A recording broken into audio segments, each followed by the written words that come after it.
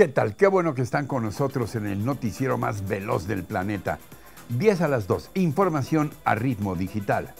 La 1, Grace impacta la península de Yucatán, sobre todo la zona de Tulum en Quintana Roo. Sobre el paso del huracán y sus efectos, un enlace con nuestra corresponsal Graciela Machuca. Graciela, me da gusto saludarte aún en esta circunstancia. ¿Cómo ha sido el embate de Grace sobre la península de Yucatán, particularmente en esta zona de tu estado, Quintana Roo? Sí, Ricardo, pues a pesar de que estamos acostumbrados a vivir la época de huracanes, cada año hay una preparación, hay una cultura ya en la ciudadanía sobre la prevención en cuanto a estos fenómenos meteorológicos que año con año nos impactan. Bueno, pues a pesar de eso, sentir en carne propia ya la furia de la naturaleza es imponente, es realmente, ¿qué te diré? Impotencia, se siente vulnerabilidad a ser tan pequeño ante la naturaleza como ser humano. Sigue intimidándonos fuertemente, por supuesto. Así es. Intimidante. ¿Y qué sabemos hasta ahora? ¿Cuál es el reporte que tiene sobre Grace y su impacto? Bueno, mira, lo más importante es que se ha reportado oficialmente saldo blanco. Eso ya es lo más importante. No hay que muertos, pudiera. pues. No hay muertos, a eso me refiero.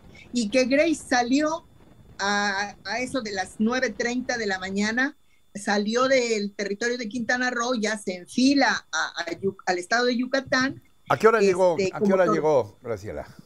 Llegó a las 4:50. O sea, estuvo ahí aproximadamente 4 horas. 4 horas, en el paso de Grace sobre... De paso nada más, y ahora salió de Quintana Roo a Yucatán y al estado de Yucatán ya como tormenta tropical. Esas son las informaciones oficiales que tenemos hasta ahora. Entiendo que pasó sobre esta zona turística cada vez más en crecimiento, cada vez más importante, que es, además de Cancún y toda la Riviera Maya, por Tulum. Entiendo que ahí hubo necesidad de resguardar a los turistas. ¿O cómo estuvo la cosa ahí en Tulum? Sí, Ricardo, se habilitaron refugios porque existe ya un protocolo, todo un plan ya tanto del gobierno como del empresariado para que en determinado momento se enfrente a un problema de este tipo, que puede ser de categoría 1 o quién sabe, nadie sabe la categoría con la que se va uno a enfrentar. Sabemos que estos fenómenos son de pronto muy caprichosos. ¿Sabemos por dónde, hacia dónde se dirige Grace?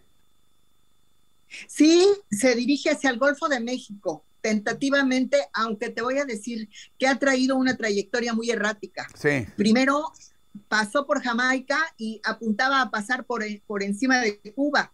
Después no, decidió pasar abajo de Cuba. Ya estando en el Mar Caribe, en el Caribe mexicano, estaba apuntando pasar sobre Cozumel, una parte de Cozumel, y pegar en Akumal 2 horas antes, a las 12 de la noche, 1 de la mañana. La trayectoria había cambiado y había para pasar abajo de Tulum, un poco abajo, 25 kilómetros abajo de Tulum. Entonces, la trayectoria errática... Ya.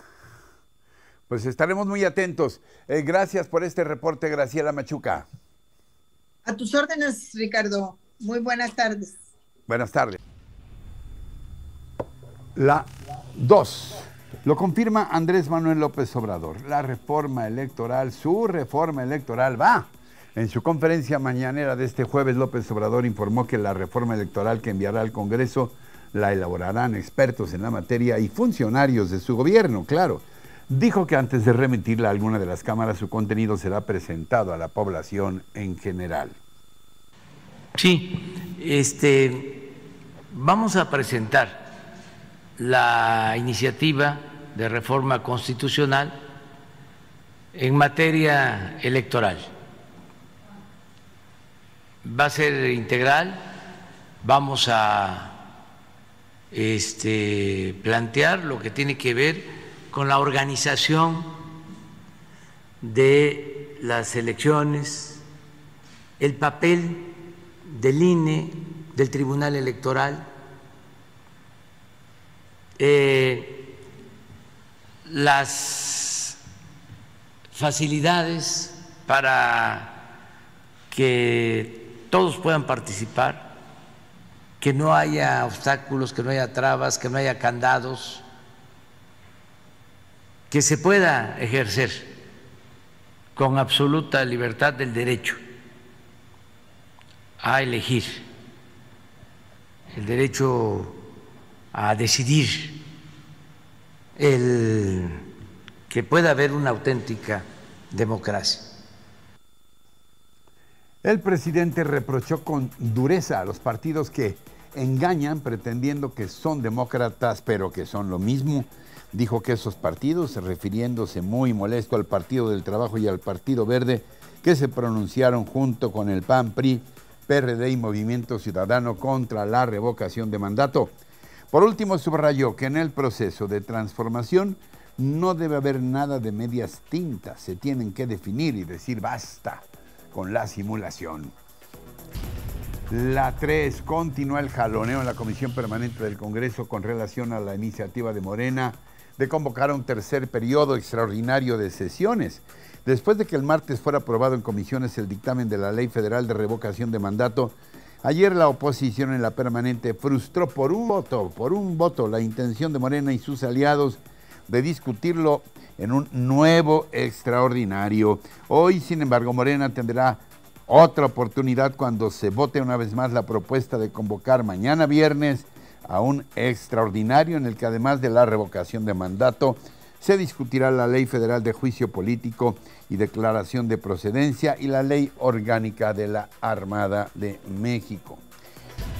La 4, imparable la pandemia de COVID-19. De nueva cuenta se registra un máximo pico de contagios en un solo día. Desde el inicio de la pandemia en México, desde marzo del año pasado hasta ahora, 28,000 casos en 24 horas. En cuanto al número de muertos, se ha rebasado el 250,000 de decesos a causa del virus. Más de 250,000 personas que han perdido la vida por el virus desde el 18 de marzo de 2020, hace exactamente 17 meses. Y en medio de esta alarmante situación, el presidente Andrés Manuel López Obrador se refirió nuevamente al anunciado regreso a clases presenciales, como lo ha hecho a lo largo de toda la semana, pero en esta ocasión tuvo como invitado en Palacio Nacional a Luis Fernando Carrera Castro, representante en México del Fondo de las Naciones Unidas para la Infancia, UNICEF, quien se refirió a la vuelta de los niños a las escuelas. Y por eso hemos ofrecido una cooperación al gobierno de México, a la señora secretaria, con quien tuvimos muy grata oportunidad de poder trabajar el día de ayer, y queremos ofrecer una cooperación en 4 frentes. El primero, muy importante, en acompañar a la Secretaría en el desarrollo de los protocolos que van a permitir un retorno seguro. Y esto es muy importante porque hay experiencias internacionales a esta altura. Como decía, más de 1,000 millones de niños ya tenemos de vuelta en las clases presenciales en el mundo. Y debido a eso tenemos una oportunidad de poder aprender de otros países de cómo hacerlo de manera segura. Yo le comentaba ayer a la señora secretaria que de lo que se trata no es de que tengamos, como anteriormente, un día de regreso a clases. Ni siquiera se trata de una semana de regreso a clases, sino prácticamente de un mes de retorno a clases. La 5. Tras la toma del poder por los talibanes en Afganistán, México anunció que dará refugio a ciudadanos de aquel país. En su cuenta de Twitter, el canciller Marcelo Ebrard señaló que se le dará prioridad a mujeres y niñas que huyen del país musulmán. Ebrard informó que con la activa participación de Guillermo Puente Ordorica, embajador de México en Irán, se ha iniciado el trámite de las primeras solicitudes de refugio. La Secretaría de Relaciones Exteriores mantendrá en reserva la identidad de los ciudadanos afganos por tratarse de personas que corren peligro. La llegada del talibán al gobierno afgano coloca en una situación de desventaja y peligro a las mujeres, por lo que el apoyo de México se suma al de la Unión Europea, Estados Unidos y otros países del orbe. La 6. Vaya Margallate. A pesar de ser considerado uno de sus colaboradores más cercanos, el canciller Marcelo Ebrard aceptó la renuncia de Enrique Márquez como director ejecutivo de Diplomacia Cultural de la Secretaría de Relaciones Exteriores. Márquez reconoció que su decisión se debe a los recientes y lamentables acontecimientos que le siguieron al despido del escritor Jorge Hernández como agregado cultural de México en la Embajada de España. Enrique Márquez dio de baja a Jorge Hernández al acusarlo de realizar comentarios misóginos y poco dignos en contra de María del Carmen Oñate Laborde, embajadora de nuestro país en España.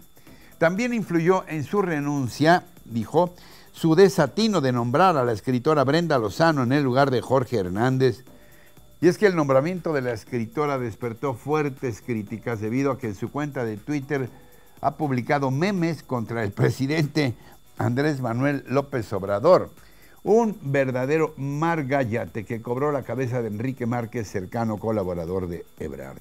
Y todavía no termina, falta saber el futuro de Brenda Lozano, quien no es muy bien vista por la 4T. La 7, onta la lana.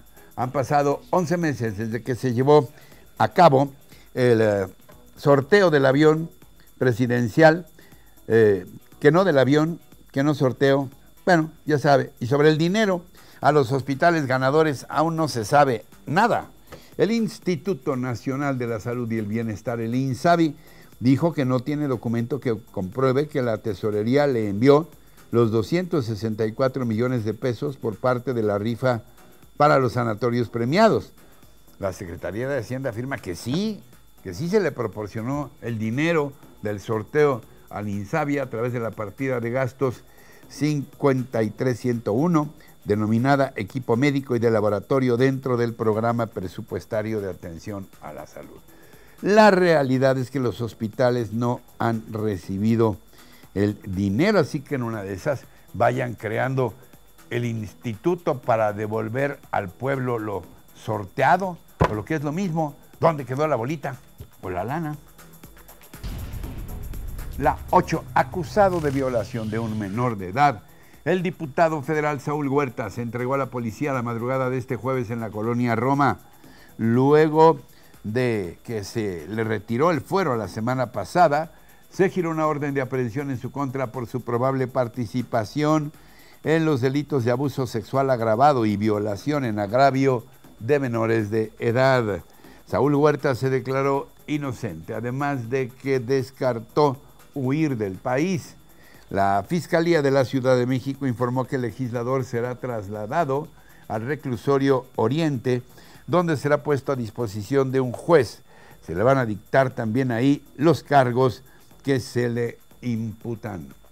La 9, la asfixiante situación económica que viven los argentinos llevó a decenas de miles de ellos a tomar las calles y manifestar sus demandas en las horas recientes. Las principales ciudades del país fueron escenario de protestas ciudadanas para exigir al gobierno del presidente izquierdista Alberto Fernández una ampliación de los programas sociales y la urgente creación de empleos.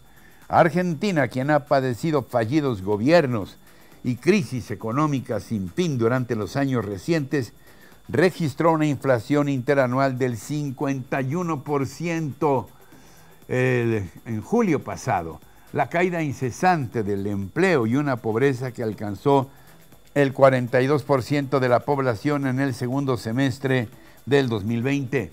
El año pasado la economía argentina sufrió la segunda caída más profunda en los últimos 20 años al registrar menos 9.9%, con lo que acumula 3 años ya de recesión. La 10. Una robótica compañía en tiempos del COVID-19. Aquí está bien bonita. Una empresa en Japón ha creado una muñeca que acompaña a personas de la tercera edad durante la pandemia. Se llama Ami-chan y fue desarrollada por Takara Tony. Cuenta con un chip de reconocimiento facial o de colores y por medio de inteligencia artificial desarrolla una personalidad y puede variar sus reacciones y conversaciones dependiendo la atención y el contacto que se tenga con ella. Ami Chan surgió a raíz del aumento en la demanda de productos de comunicación entre personas mayores debido al aislamiento por la pandemia. Aquí están algunas de ellas, pues muy cariñosas, arrullando a la muñequita robot. Bueno, Ami Chan busca acompañar a los ancianos que se han quedado solos y separados de sus familiares y amigos, sobre todo por las estrictas normas impuestas a causa del coronavirus. Tiene la apariencia de una pequeña nieta, mide 30 centímetros y su voz es lo más cercano a la de una niña. Ami Chan es un estuche de monerías, canta y recita. Además, algo que muy pocos pueden hacer, dice trabalenguas, mantiene conversaciones sobre distintas épocas del año, recuerda los cumpleaños y hasta propone comidas saludables. Aunque no es el primer juguete de este estilo que lanza la compañía. Hay otro similar llamado Omnibot y el 40% de sus compradores tienen más de 65 años.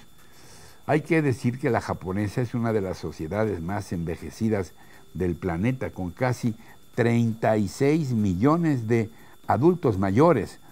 De ellos, 6 millones viven completamente solos.